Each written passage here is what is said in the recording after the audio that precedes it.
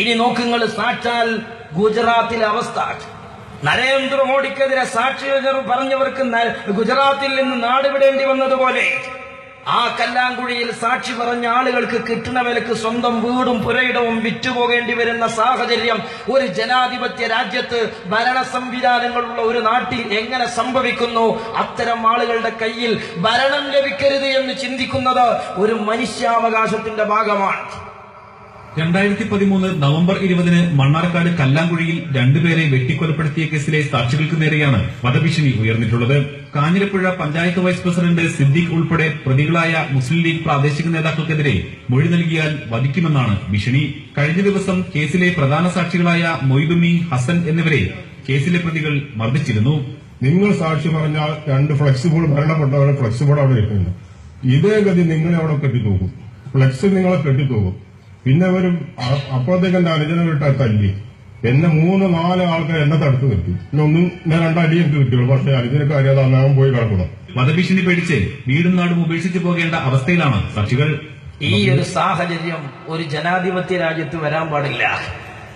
ആരാണെങ്കിലും സുഹൃത്തുക്കളെ, ഇനി നിങ്ങൾ പറയും, എന്നിട്ട് അവിടുത്തെ മുസ്ലിം ലീഗ് MLA ന്യായീകരണം പറയാണ്, അങ്ങനൊരു പ്രശ്നം ഉണ്ടായിട്ടില്ല. അദ്ദേഹത്തിന്റെ പ്രതികരണം: ഈ 2.5 കൊല്ലമായിട്ട് അങ്ങനെ വാദം പറയാതെ തെരഞ്ഞെടുപ്പിൽ നമുക്കെതിരെ ഒന്നും പറയാനില്ലപ്പോ അങ്ങനെ ഒരു പുതിയ ഗൂഢാലോചനയാണ്.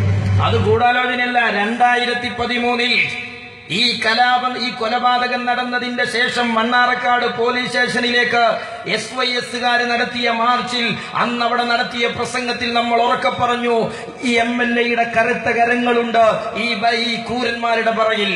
അത് അന്നെന്ന് നമ്മൾ പറഞ്ഞതാണ്.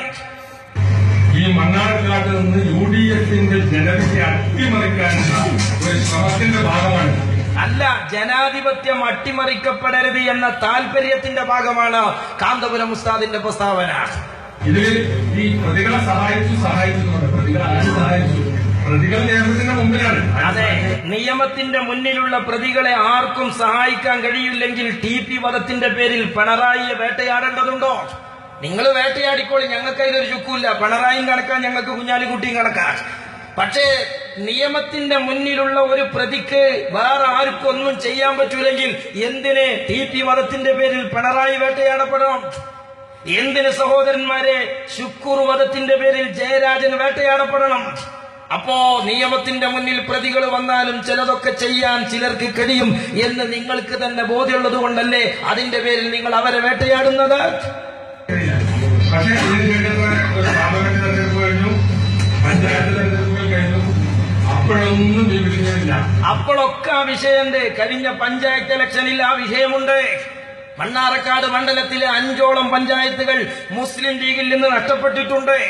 മണ്ണാർക്കാട് മുനിസിപ്പാലിറ്റിയിൽ പകുതിയിലേക്ക് ആ പ്രസ്ഥാനം ചുരുങ്ങിയിട്ടുണ്ട്. അതൊക്കെ ഈ കൊലപാതകത്തിന്റെ ഭാഗം തന്നെയാണ്. അത് ഒരു വികാരം കഴിയും എന്ന് ശ്രദ്ധിച്ചുകൊണ്ടിരിക്കും. ഇതുപോലുള്ള പല നുണകളും ഇത് തെരഞ്ഞെടുപ്പ് പഠിച്ചാൽ പിന്നെ വേറെ ചില കാരണങ്ങൾ ഇതിനുണ്ട്. ഒന്ന്, ഞാനിവിടെ വരുമ്പോ പ്രശ്നമായി കിടക്കുന്നത് അട്ടപ്പാടിയിൽ ഒരു യത്തീംഖാനയിൽ ഒരു മൗലവി ഒരു കുട്ടിയെ ഈ വിഭാഗത്തിൽ. അപ്പൊ അതിൽ ചില കാര്യങ്ങൾക്ക് ഇടപെടാൻ വേണ്ടി ബന്ധപ്പെട്ടത് അത് നമുക്കത് വഹിക്കുന്ന കാര്യമാണ്. അട്ടപ്പാടി പ്രശ്നത്തിൽ അയാളോടൊരു സഹായം ചോദിച്ചിട്ടില്ല. ചോദിച്ചു എന്നും അതിൽ ഇടപെടാൻ എനിക്ക് താല്പര്യമില്ല എന്നും അയാൾ പറഞ്ഞു. കേസ് അങ്ങനത്തതായതുകൊണ്ട്. അപ്പൊ അയാൾ ചിന്തിക്കേണ്ട, ഈ വക്കീൽ ആലോചിച്ചില്ല. അപ്പോൾ ആ പ്രതി നിയമത്തിന്റെ പിന്നിലാണ്. അപ്പൊ അയാൾ പറയേണ്ട എന്താ, പ്രതി നിയമത്തിന്റെ മുന്നിലെത്തിപ്പോയി എനിക്ക് ഇടപെടാൻ കഴിയില്ല എന്നല്ലേ പറയേണ്ടേ? അവിടെ ഇടപെടാൻ എനിക്ക് താല്പര്യമില്ല എന്നാ പറഞ്ഞത്. അപ്പൊ നിയമത്തിന്റെ മുന്നിലുള്ള പ്രതിക്ക് വേണ്ടി പലതും ചെയ്യാൻ കഴിയുമെന്ന് അയാളുടെ ആ വർത്താനത്തൊന്നും ബോധ്യപ്പെടാൻ. പക്ഷേ അട്ടപ്പാടിയിൽ ഒരു സഖാഫിക്കെതിരെ കുപ്രചരണം വന്നിട്ടുണ്ട്. ആ കുപ്രചരണം കോടതിയുടെ മുന്നിൽ ബോധ്യപ്പെട്ടത് അയാൾ ജാമ്യത്തിലിറങ്ങി ആ സ്ഥാപനത്തെ ഇപ്പൊ സുന്ദരമായി അയാൾ നേതൃത്വം കൊടുത്ത് മുന്നോട്ട് പോകുന്നുണ്ട്. ഞാൻ പറഞ്ഞുകൊണ്ടുവന്നത്, സഹോദരന്മാരെ, ഇത്തരം നിലപാടുകൾ ഇവിടെ ഉണ്ടാകുമ്പോ ഈ കാരുണ്യത്തിന്റെ ആയത്തോത്തുകാർക്ക് നാക്കിൽ തൊള്ളയിൽ നാവില്ലേ? സങ്കടകരമായൊരു വസ്തുത സൂചിപ്പിക്കട്ടെ. ഇന്ത്യൻ നാഷണൽ കോൺഗ്രസ് ഇന്ത്യയിൽ ഒരു ദേശീയ പാരമ്പര്യമുള്ള പ്രസ്ഥാനമാണ്.